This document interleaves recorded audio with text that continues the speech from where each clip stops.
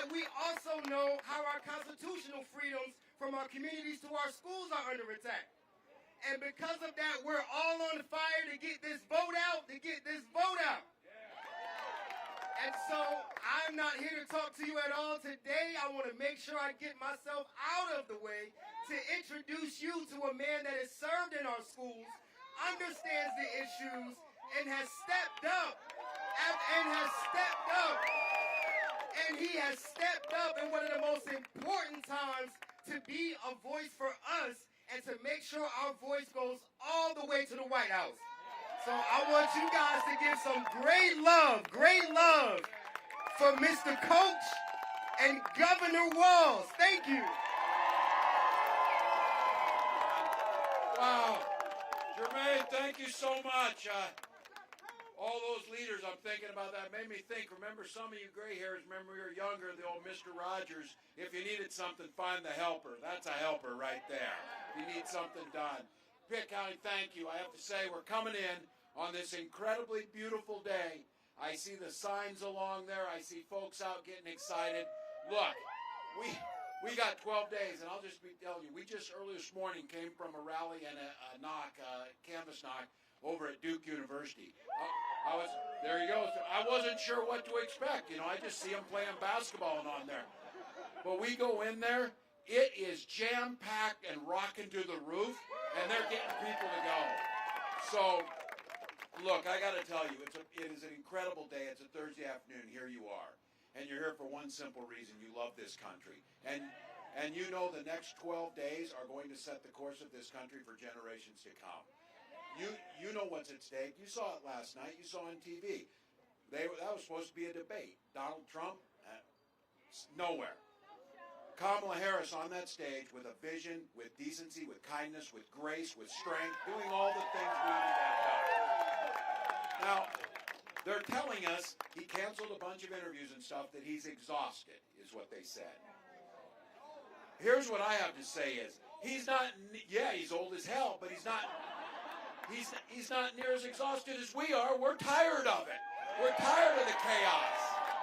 We're tired of the meanness. We're tired of the hate. But here's the great thing.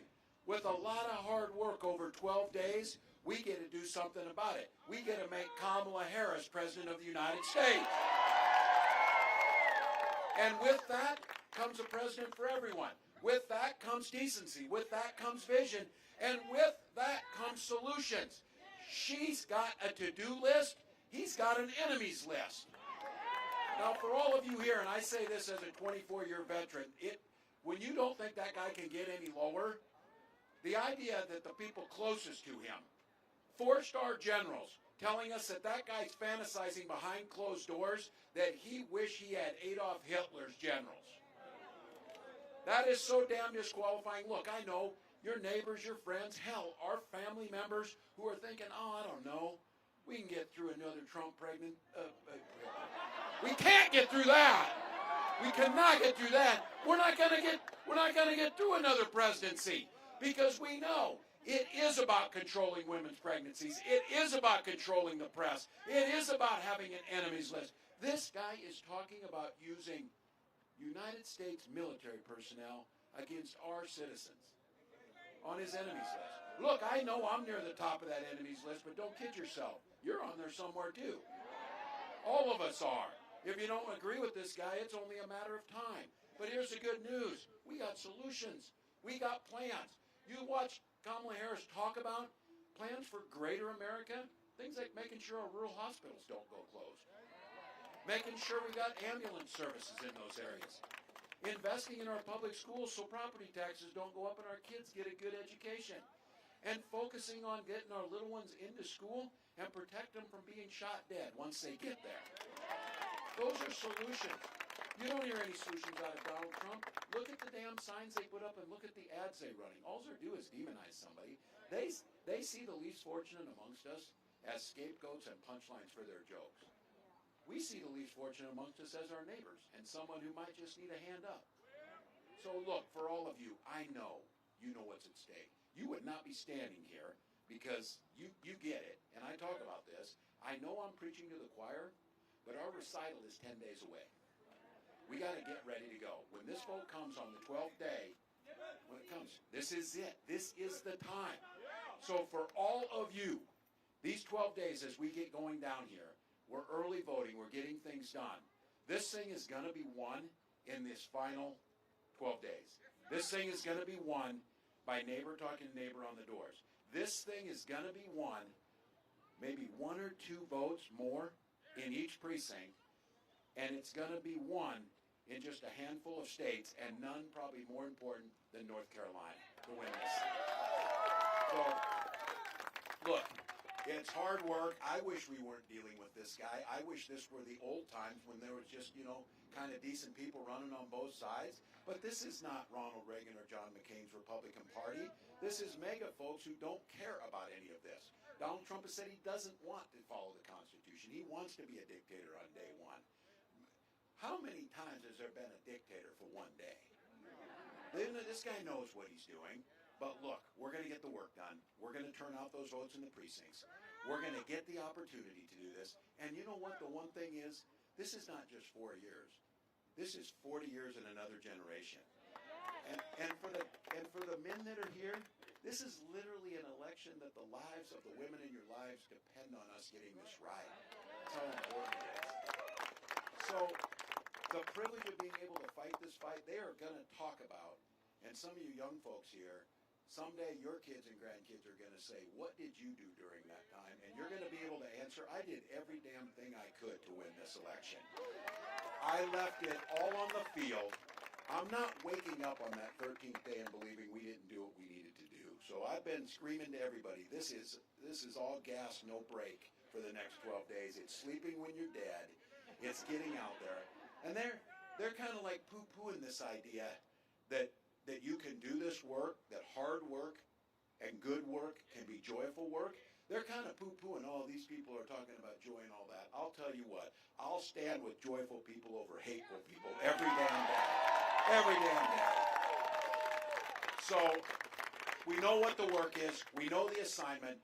We know we can outwork them. We know they're trying to buy this election. As I said, you got Elon Musk prancing around on stage offering $1 million to people or whatever. He knows what he's doing. I think that's a North Carolina term too, right? That was a Minnesota term, and I called him a dipshit because that's what it is.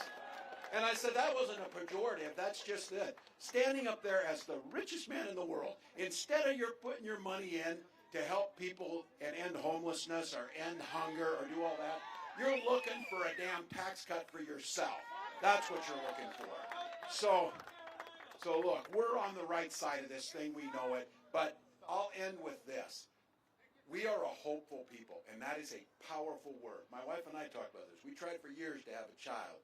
Finally, using fertility treatment, stuff they want to take from us. We finally had that child, and we named her Hope because it's the most powerful word in the universe. But my wife is a good, practical Minnesota Lutheran woman who says, yes, hope is a very powerful word, but it is not a damn plan. We can't hope we beat Donald Trump. We can't hope we restore Roe versus Wade. We can't hope that we address inequities, or we can't hope that we stop gun violence in our schools. We got to plan and make it happen. And the first step in that is for 12 days, get everybody to the polls, get the votes in, get the stickers on them that said they voted. We're going to win. We're going to win, and there are so many of those things that it's good for, but I'm just going to let you know on this. I don't consider myself a petty person, but I'm going to be a little bit on this. There are so many reasons to beat this, guys, so many reasons to lift up Kamala Harris and finally break that damn glass ceiling and finally get these things done. All those things. But you tell me in your quiet moments that you're not going to find joy in this. After we win this thing, she becomes president, we can turn on our TV and not have to see that guy again. Not have to listen to him, not have to hear about it, not have to hear him talking. So Pitt County, turn out those votes. We're going to work. We're on our way to Philadelphia, and they're doing the same thing in Pennsylvania. They're doing the same thing in Michigan. They're doing the same thing in Wisconsin. They cannot outwork us. They will not win this thing. And when you wake up, we are 13 days away from Madam President. Let's go get it done. Let's go.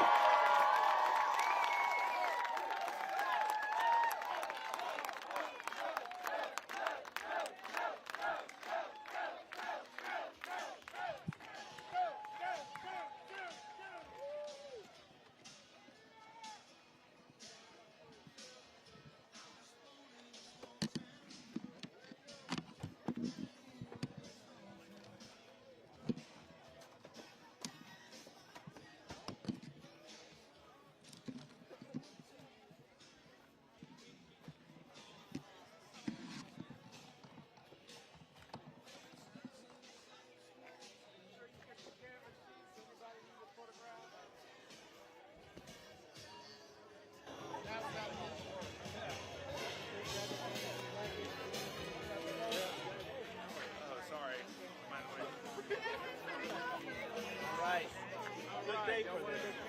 Now we got to get to work. Got to get to work. You guys signed up to canvas? Signed up again. Thank you guys for what you're doing. Yep. Really appreciate it.